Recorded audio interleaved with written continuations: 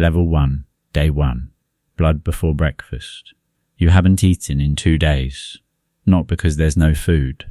Because the last hunter who went into that forest didn't come back. His spear did though. Snapped in half. Covered in something dark. Nobody talks about what happened to him. In your tribe you don't talk about the ones who disappear. You just quietly redistribute their belongings and pretend the number of people in the cave has always been what it is now. 22. It was 23 yesterday. The elder points at you this morning like you're a tool he's selecting off a shelf. No speech, no preparation, no mercy. Just you. Today. Hunt. You are 19 years old. You have trained for this your whole life. You are absolutely terrified. You take your spear. Check the flint tip. Still sharp. You eat the last of your stored food. A strip of dried meat the size of your finger. And you walk to the cave entrance. You look at the forest. Massive. Dark.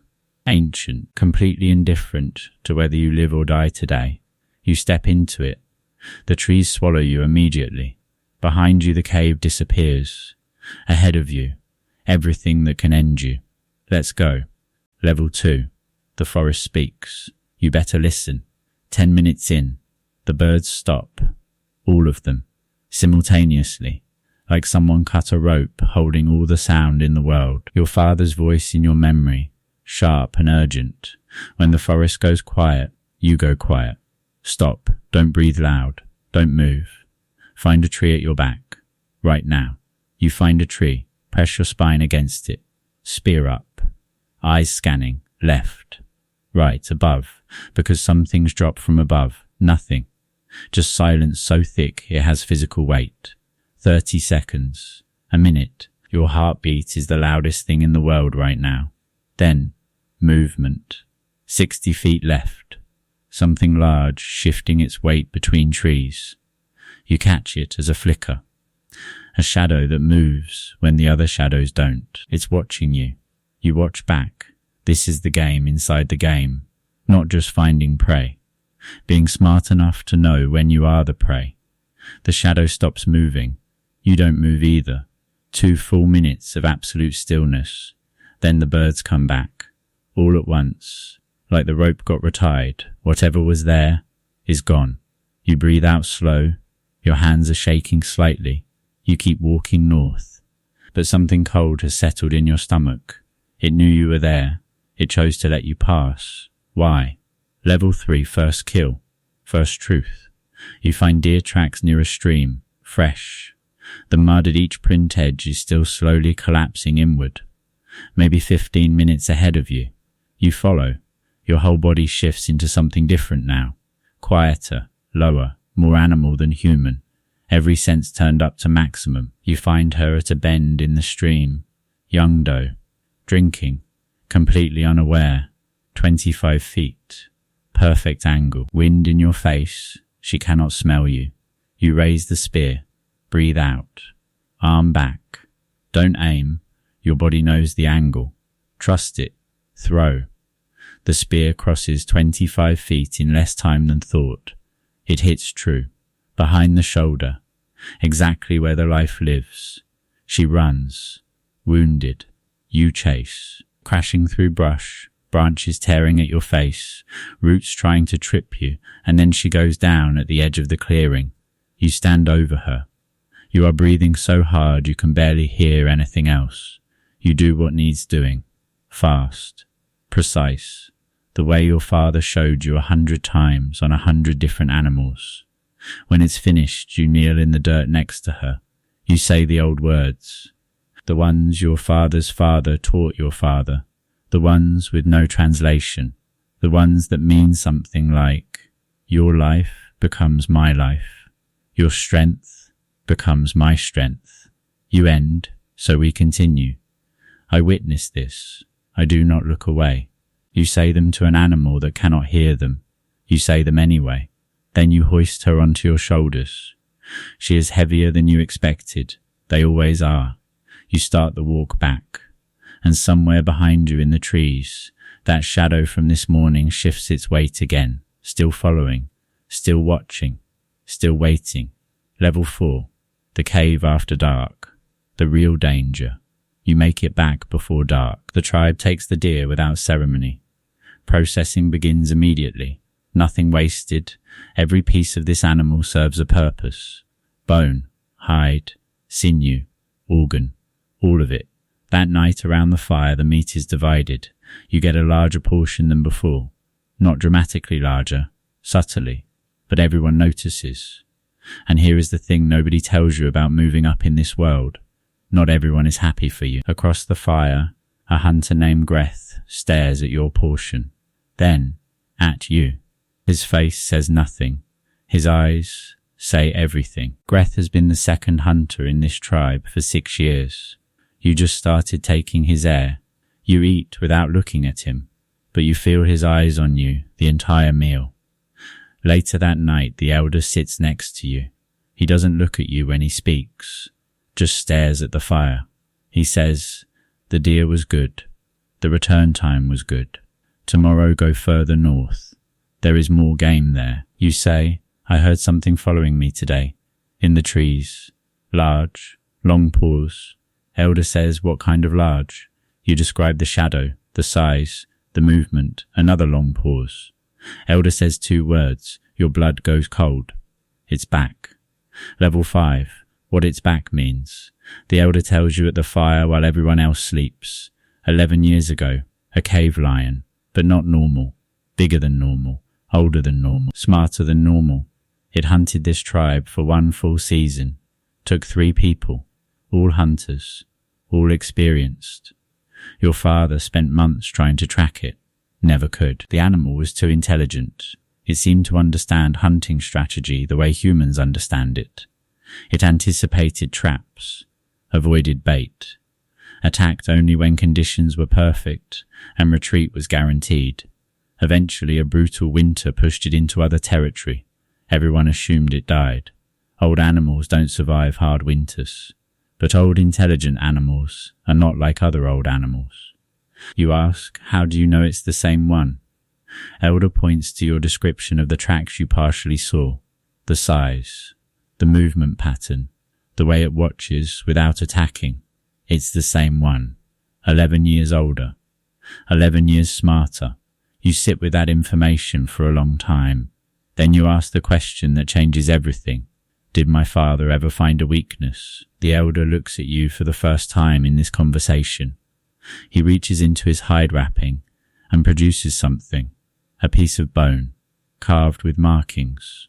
Your father's markings. A map of the lion's territory from 11 years ago. He left this for you, the elder says. He knew it would come back. He knew he wouldn't be here when it did. Your hands close around the bone map. Your father prepared for this moment from beyond his own death. Now it's yours to finish. Level 6, 4 days. 1 mission. You study the bone map for 2 full days. Your father's territory markings. His notes in symbols only you were taught to read. The lion's patterns from 11 years ago. Travel routes, rest locations, hunting zones. Animals are creatures of habit, especially old ones. On day 3 you go out alone. You find the first confirmation within an hour. A track, fresh, matching the size the elder described. Then another, and another. The lion is using almost exactly the same territory as 11 years ago. Same ridgeline, same rocky outcrop rest area, same stream valley hunting zone. Your father was right, old, intelligent, but ultimately predictable. On day 4 you find the kill site. A large deer, taken last night, eaten partially, and left.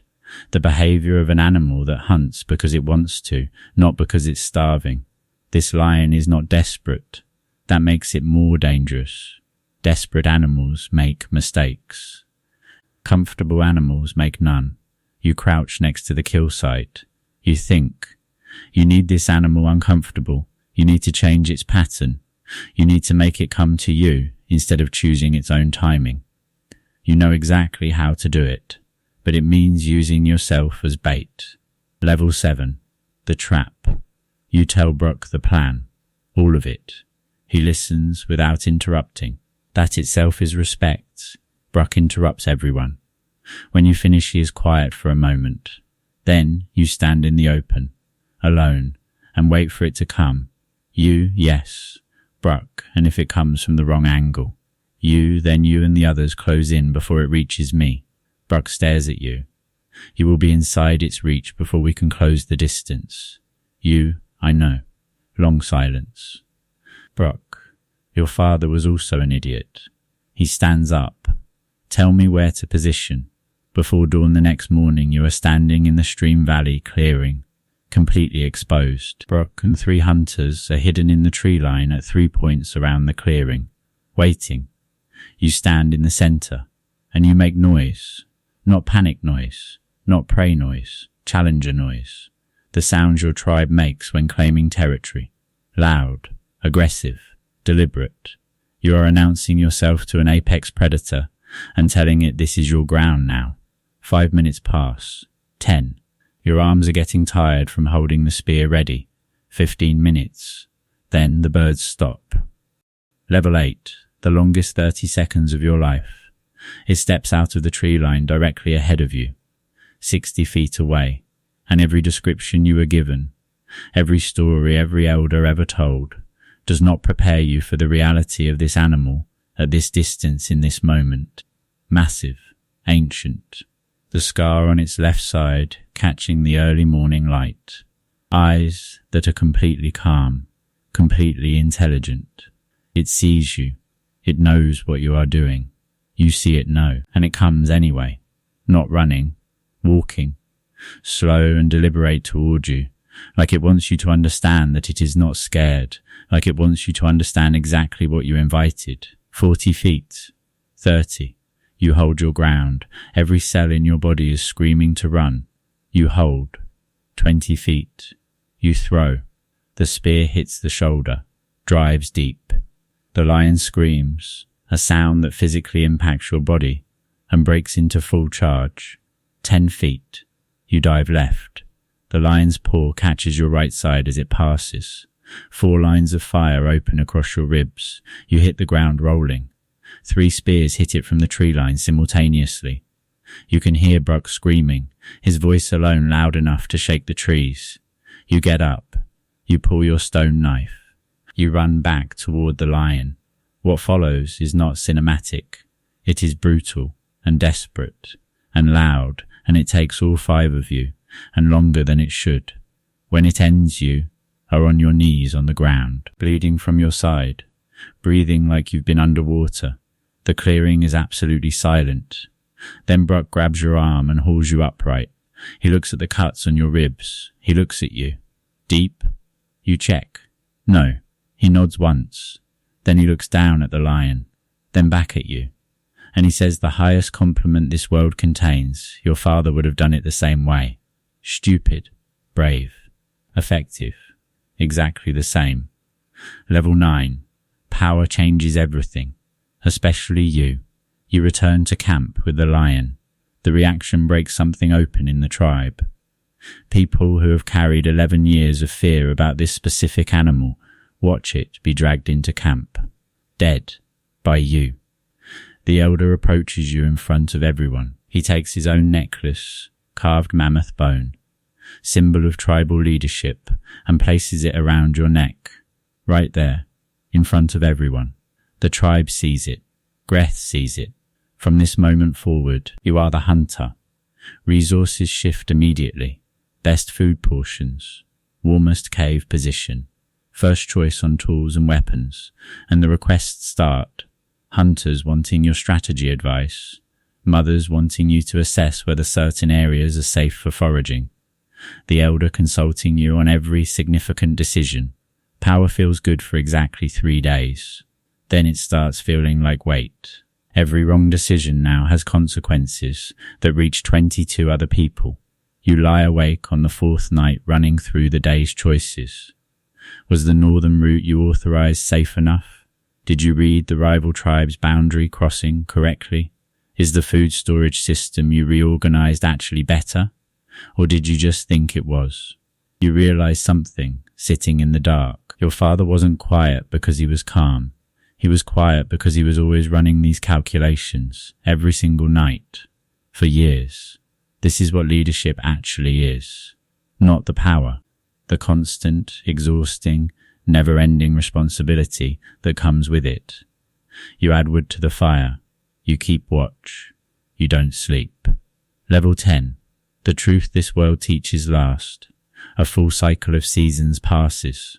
You have led your tribe through a mammoth hunt, a rival tribe negotiation, a brutal winter, 3 territorial disputes, 2 medical crises, 1 near disaster, when a flash flood threatened the cave, and you had 40 minutes to move everyone to higher ground. 40 minutes. 22 people. Everything that couldn't be left behind. You made it. All 22. Standing on the ridge in the rain, watching the floodwater surge through where your cave entrance was. Everyone soaked. Some of them crying. Children clinging to adults. And you were already thinking about when the water recedes, and how long it will take to make the cave livable again, and what the hunting schedule needs to look like while you rebuild. You never stop. That is the truth this world teaches last. The ones who survive never stop. Not when they're exhausted, not when they're grieving, not when every muscle is used up and every decision feels like it might be the wrong one. They just keep going. Spring morning now. You are at the cave entrance before sunrise. Again, your son comes to stand beside you, 12 years old, watching the forest with eyes that are starting to carry the same thing yours carry, that particular weight, that permanent alertness. He asks, when can I hunt alone? You look at him. You think about 19-year-old you, standing at this same entrance, terrified, alone, a dead father's spear in your hand. You say, when you stop asking if you're ready. He thinks about that.